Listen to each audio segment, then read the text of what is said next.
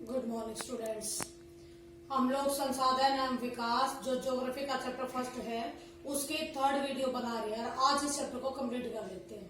ठीक है बेटा, क्योंकि आज जो हमारे जो टॉपिक रहते हैं वो आपके भू निम्नीकरण से रिलेटेड है, जिसमें हम लोग मृदा के प्रकार भी पढ़ लेंगे और मृदा अपरदन क्या है और क्यों होता है और उसको किस तरीके से मेंटेन कर सकते हैं, वो सारी चीजें भी हम लोग इसमें पढ़ेंगे। ठीक है, इसमें शुरुआत करते हैं बेटा। सबसे पहले हम लोग देखो बेटा, सबसे बेस्ट तो यही है कि इंग्लिश हिंदी के साथ साथ इंग्लिश वर्जन भी आपका सामने लिखा हुआ है। ठीक है, जब इंग्लिश वर्जन साथ में लिखा है तो इंग्लिश मीडियम के बच्चों को भी समझने में प्रॉब्लम नहीं होनी चाहिए। ओके, अब इसके बाद शुरू करते हैं हम लोग भू निम्नीकरण। भू निम्नीकरण हमने कल वाले में भू संसाधन पढ़ा था। ठीक है, हमने विभिन्न तरह के जो आप लोगों के स्ट्रक्चर है, आकृति है भूमि की, वो पढ़ी थी। पर्वत, पठार और मैदानी वाले इलाके पढ़े थे।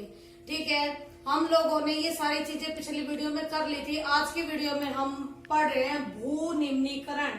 सबसे पहली बात तो ये होता है कि बच्चा आते ये समझ पूछता है कि मैम ये निम्नीकरण क्या होता है। देखो बेटा, याद रखने का बहुत बढ़िया तरीका, जब तुम वर्ड को ही समझ लोगे तो कॉन्सेप्ट अपने आप समझ में आ जाएगा। आप लोग देखो, भू यानी भूमि, निम्नीकरण निम्न होना, कम होना। ठीक है, इसी तरह निम्नीकरण यानी भूमि का उपजाऊपन लगातार कम होना। ठीक है, यानी भूमि का विनाश होना, भूमि लगातार आपकी अनुपजाऊ होना, ये सब आपका भू निम्नीकरण कहलाता है। ठीक है, ये भू निम्नीकरण आखिरकार होता है क्यों, इसके लिए भी सुनो बेटा। जो भू निम्नीकरण है वो इसलिए होता है क्योंकि हम लोग, फिलहाल तो आपकी प्रकृति भी है जो भूमि का निम्नीकरण करती है, लेकिन जो मानव क्रियाएं हैं वो आपकी भूमि को ज्यादा बड़े लेवल पर निम्नीकृत करती है। ठीक है, यानी हम लोगों की जो क्रियाएं हैं वो भूमि को ज्यादा खराब करती हैं।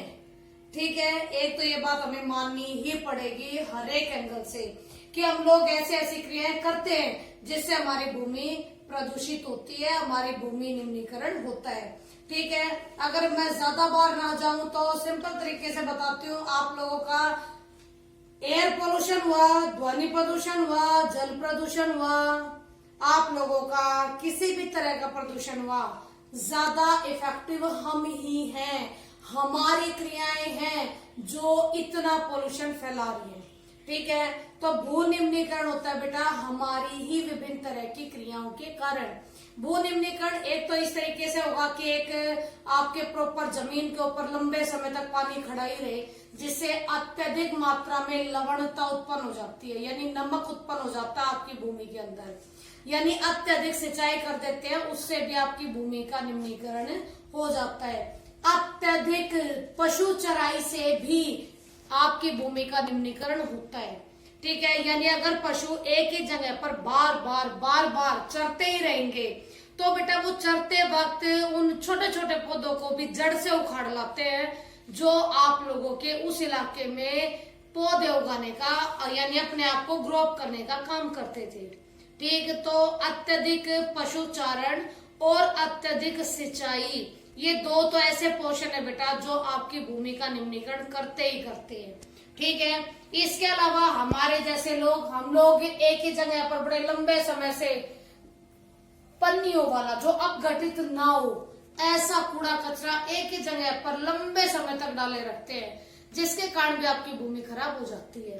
ठीक है, या इसके अलावा आप लोग जो बोरिंग करते हो, ठीक है, बोरिंग करते हो, हालांकि हम लोग घरों में रहने वाले तो नहीं करते, लेकिन इंडस्ट्रीज है बड़ी बड़ी आप लोगों की, आपके कारखाने हैं, ये प्रदूषण बाहर ना फैले इसके लिए बोरिंग कर देते हैं जमीन के नीचे। ठीक है, लेकिन बेटा ये बहुत बड़ी गलती है उन लोगों की। ये बोरिंग जमीन के नीचे भले ही कर देते हैं, लेकिन इस बोरिंग के माध्यम से जो भूमि के जो नीचे का लेवल है वो आप लोगों का प्रदूषित होने लग रहा है। ठीक है, नोएडा में जो आप लोगों को एक बताया भी था पहले मैंने कि नोएडा में एक सरकारी नलकूप लगा और उस सरकारी नलकूप से लगातार लोगों ने पानी इस्तेमाल किया। उस पानी के इस्तेमाल से लोगों में कैंसर फैल गया और जब उसके कैंसर की पुष्टि हुई तो चारों तरफ से कोशिश की गई, सब एक्टिव हो गए। भाई सरकारी महकमे एक्टिव हो जाते हैं जब कोई इस तरीके से प्रॉब्लम एक जगह पर बड़े लेवल पर आती है तो। और जब इसके रीजन छाटे गए तो उसके रीजंस में एक ही रीजन निकला कि जो नोएडा की बड़ी बड़ी कंपनियां हैं, बड़े बड़े जो इंडस्ट्री वहां काम कर रही है, उन्होंने बोरिंग के माध्यम से आसपास के इलाकों में पूरे गंदे पानी का विसर्जन किया हुआ था, जो धीरे धीरे करके आपके जमीन के पानी को भी उसने प्रदूषित कर दिया। और उसी जमीन से निकलने वाला पानी जो नलकूप के माध्यम से ऊपर निकला, वो विभिन्न तरह की बीमारियों, रसायनों से युक्त था, जिससे लोगों की बड़ी लेवल पर डेथ हो गई। ठीक है बेटा, तो भू निम्नीकरण यानी भूमि के उपजाऊपन का कम होना, भूमि का खराब होना, जिसको हम लोग अपने हाथों से करते आ रहे हैं। ओके, सेकंड है आप लोगों का संरक्षण के उपाय। अब भाई भू निम्नीकरण कर रहे हैं हम लोग, तो इसके संरक्षण के उपाय भी हमें ही सोचने होंगे। सबसे पहली बात तो ये, जहां पर तुम हर जगह लिख सकते हो इनको, जो मैं अब बताऊंगी वो मृदा अपरदन में भी, मृदा अपरदन के संरक्षण में, यानी मृदा को किस तरीके से हम संरक्षित रख सकते हैं, या फिर आप लोगों के भू निम्नीकरण के संरक्षण के उपाय, दोनों में एक ही चीज लिखी जाएगी। ध्यान से सुनना, दोनों टॉपिक में एक साथ बता रही हूं। पहला, ज्यादा से ज्यादा मात्रा में पेड़ लगाकर, ठीक है। दूसरा, पर्वतीय इलाकों में भू निम्नीकरण या मृदा अपरदन को रोकने के लिए सीढ़ीनुमा खेती करके। तीसरी, रक्षक मेखला का निर्माण करके। रक्षक मेखला क्या होती है? रक्षक मेखला होती है आपकी लाइनों में, यानी प्रॉपर दूरी पर, प्रॉपर लाइनों में आप लोगों के इस तरीके से पौधे उगाए जाते हैं, पेड़ लगाए जाते हैं, ठीक है, लाइन वाइज, जिससे सभी पेड़ों को अपना प्रॉपर जगह और जो उन्हें चाहिए पानी, धूप, वो सब आसानी से मिल जाता है, ठीक है, जिससे वो भूमि को भी जकड़े रखते हैं और मृदा का अपरदन नहीं होता है, या फिर भूमि का संरक्षण होता है। बोरिंग जमीन के नीचे ना करके, अत्यधिक सिंचाई ना करके, अत्यधिक चराई ना करके, ठीक है, और बहुत लंबे समय तक एक ही जगह पर अपघटित न होने वाला जो कूड़ा है उसको इकट्ठा ना करके, ठीक है। जो इसके रीजन होते हैं ना, सबसे इजी यही है पढ़ने में। अगर आपको किसी भी प्रॉब्लम के, सारी ज्योग्राफी की बात बता रही हूँ ये, अगर कहीं पर भी आप लोगों को रीजन बताने हैं, ठीक है, तो रीजन बता के हमेशा उसी का उलट कर देना, वो आपके संरक्षण में डाल दिए जाते हैं, ठीक है। सबसे इजी है ये, एक चीज याद करोगे तो दो चीज अपने आप याद हो जाएंगी। ओके, इसके बाद है बेटा मृदा संसाधन। आप लोगों को पता है मृदा मीन्स मिट्टी होती है, ठीक है। मृदा संसाधन यानी मिट्टी एक संसाधन है, बिल्कुल है भाई। मैंने फर्स्ट वीडियो में बताया था आप लोगों को कि जो संसाधन है वो हमारे जीवन की आवश्यकताओं की पूर्ति करते हैं, जिसमें मिट्टी सबसे प्रमुख है, ठीक है। वो मिट्टी जो हमें जीवन देने का काम करती है, इसमें प्रत्येक जीव पलता है, तो अपने आप में संसाधन हुई कि नहीं हुई? तो मृदा संसाधन is a very most important part है आपका इस लाइफ का, जिस लाइफ को आप लोग इतने अच्छे तरीके से जी रहे हो, ठीक है। तो मृदा संसाधन को थोड़ा सा डिफाइन करना है, उसके बाद मृदा का वर्गीकरण करना है, क्लासिफिकेशन करना है, यानी कि विभिन्न तरह की मृदाओं की जानकारी देनी है, ठीक है। इसमें मैं आप लोगों को 6 तरह की ये आप पढ़ाऊंगी आपको मृदाएं। इन मृदाओं में सबसे पहली बात एक मैप आता है, ठीक है, आप लोगों की बुक में भी है, चैप्टर में, चैप्टर के लास्ट में जाके देखना एक बार, जहां पर आप लोगों को विभिन्न तरह की मृदाएं है ना, उसमें राइट हैंड की तरफ वाला जहां से आपका मृदा वाला ये टॉपिक शुरू होता है, उसके जलोढ़ मृदा, लेटराइट मृदा, काली मृदा जहां लिखा हुआ है उसके बिल्कुल राइट साइड में आपका मैप है। उसमें आप लोगों को विभिन्न तरह की मिट्टी अलग अलग किन किन राज्यों में कितने पाई जाती है वो डाला हुआ है, ठीक है बेटा, और बेहद जरूरी है ये। उसमें पहली बात तो ये कि आप लोग ये कहते हो कि मैम ये पॉलिटिकल मैप नहीं है इंडिया का, तो हमें पता नहीं लग रहा कि कौन से राज्य में और कौन से राज्य में नहीं है। भाई वो प्रकृति है, वो प्रकृति है, अलग अलग जगह की अलग अलग प्रकृति। और कहीं पर भारत दो तरह के चीजों में, दो तरह के आप लोगों के वो कहते हैं जलवायु ग्रहण एक साथ ही करता है।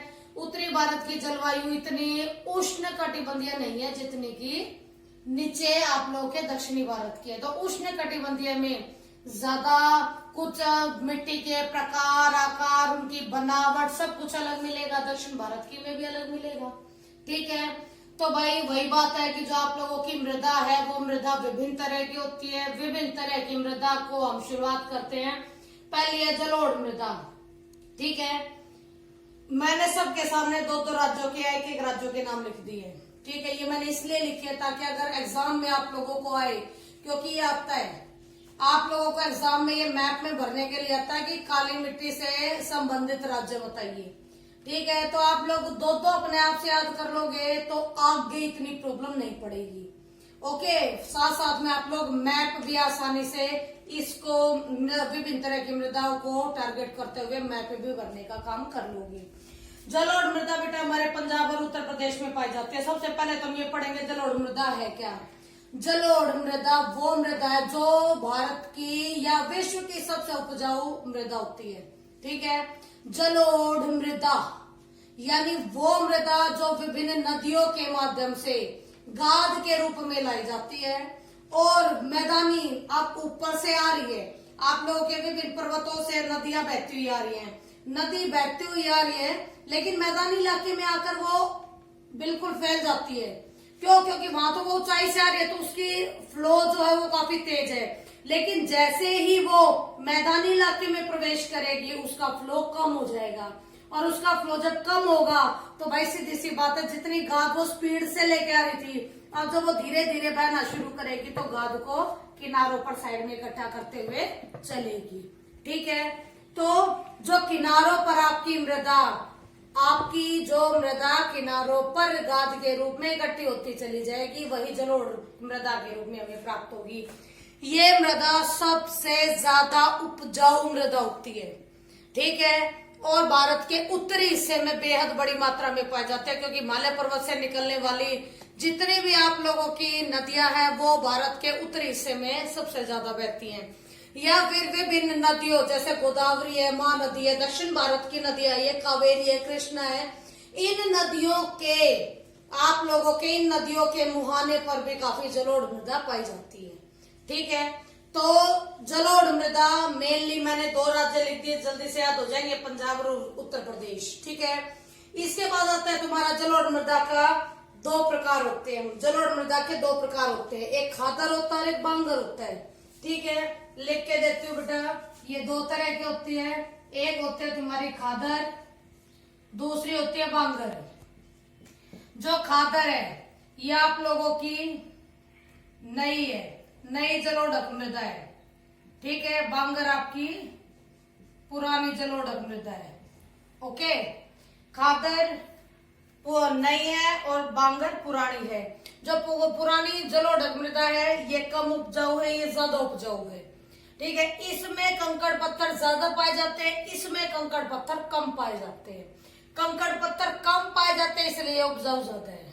ओके, इन दोनों के बीच में 2 नंबर में या 3 नंबर में डिफरेंस भी पूछ लिया जाता है। इसके बाद आता है भाई तुम्हारा काली मृदा। काली मृदा जैसे कि नाम से ही पता लग रहा है, ब्लैक सोयल, ब्लैक यानी जो मिट्टी काली होती है, ऐसा नहीं वो बिल्कुल प्रॉपरली काली है, ऐसा नहीं है।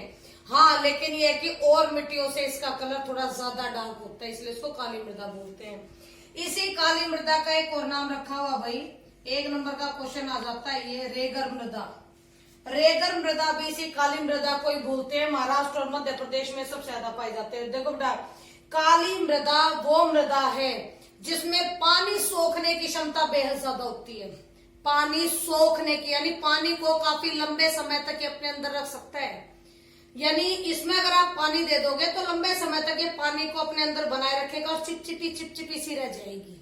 ठीक है, ये आप लोगों के चावल की खेती में बड़ी कामयाब होती है, कपास की खेती में बड़ी कामयाब होती है।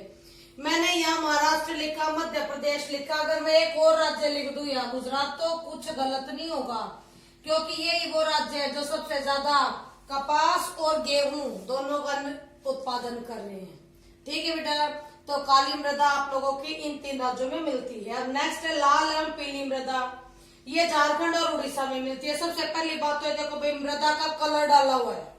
लाल मृदा लाल इसलिए है क्योंकि वहां पर जो मिट्टी है उसमें लोहे के अंश पाए जाते हैं, लेकिन बारिश भी ठीक ठाक रहती है उस मिट्टी में। तो जब वो लाल लोह युक्त जो आपकी मिट्टी है जब वो पानी को ग्रहण करेगी तो वही मिट्टी हम लोगों को पीली नजर आनी शुरू हो जाती है।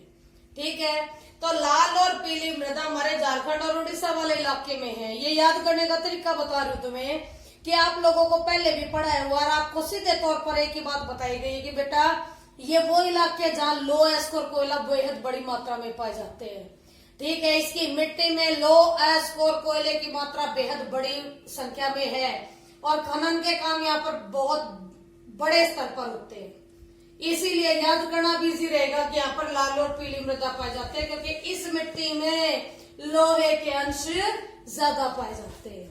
ठीक है बेटा, अब इसके बाद है नेक्स्ट आप लोगों की चौथी है लैटराइट मृदा। जो लैटराइट मृदा है, ये लैटराइट ये ग्रीक शब्द है बेटा, लेटर से बना, जिसका अर्थ है ईंट।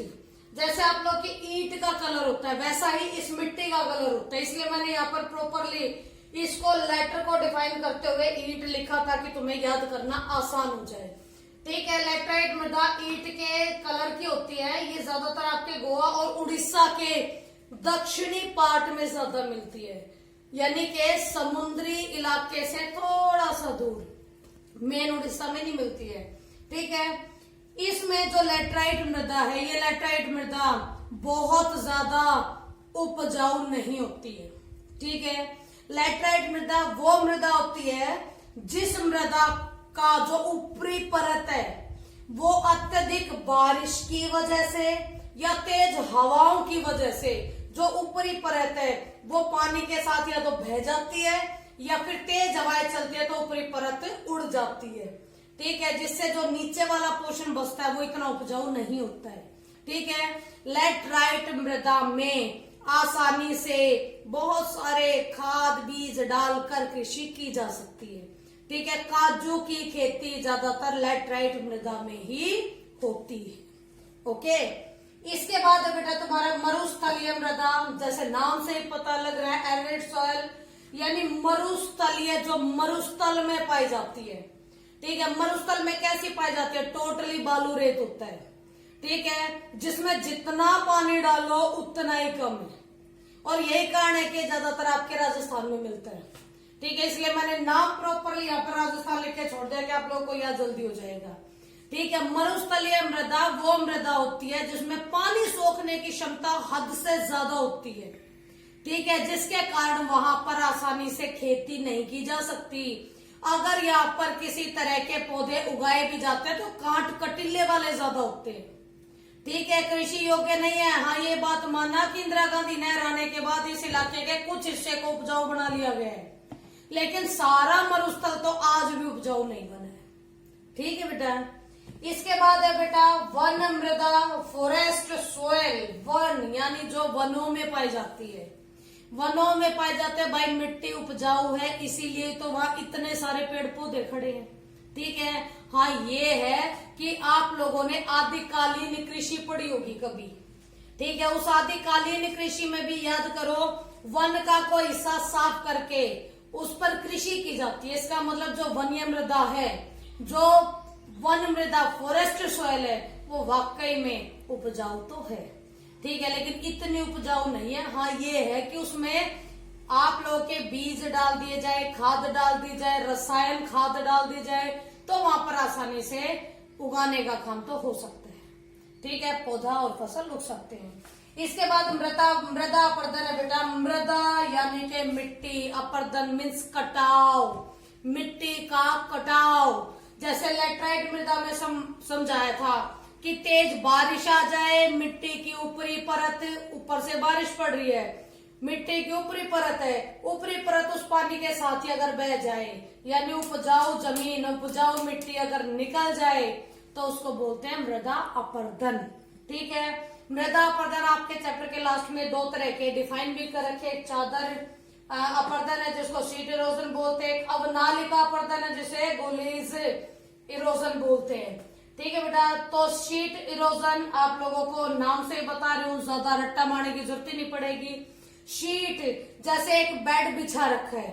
ठीक है, एक बेड बिछा रखा है और अत्यधिक बारिश की वजह से, अत्यधिक तेज हवाओं की वजह से या किसी और कारण से, ठीक है, जब वो आपकी मिट्टी पूरी की पूरी ऊपरी परत निकल के बह जाए या उड़ जाए या कुछ और हो जाए, तो उसको कहते हैं जैसे चादर, बेड से चादर उतार दी जाती है, वैसे ही जमीन की ऊपरी परत उतर जाती है, इसको कहते हैं चादर अपर्दन।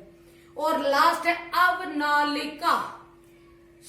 शब्द जो है बहुत ध्यान से सुना, अवनालिका। याद करने का सबसे बेस्ट तरीका, जो अपर्दन नालियों के माध्यम से होता है, यानी इतना कट जाता है कि नालियां बन जाती हैं। कभी पर्वतीय इलाकों में गए होंगे, ठीक है, पर्वतीय इलाकों में आप जाते हो तो आप जब उसके साइड साइड से निकलते हो तो आपको पर्वतों पर कई जगह बहुत गहरी गहरी काली काली नजर आएंगे, जहां से हल्का फुल्का पानी भी गिरता हुआ नजर आ जाएगा तुम्हें, ठीक है। जो वो हल्का फुल्का जो पानी गिरता हुआ नजर आएगा वो उसी में से आएगा, पूरे पहाड़ से नहीं आएगा। क्यों? क्योंकि वो इतना कट पिट चुका है कि वहीं से पानी आएगा, और वो एक नालियों के रूप में निर्मित हो जाता है। और ये सिर्फ पर्वतीय इलाकों में ये कह दो नालिका अपर्दन ज्यादा मिलता है, हमारे तुम्हारे जैसे इलाकों में भी ये काफी मिलता है, ठीक है। हाँ, पर्वतीय इलाकों में इसकी प्रॉब्लम ज्यादा रहती है।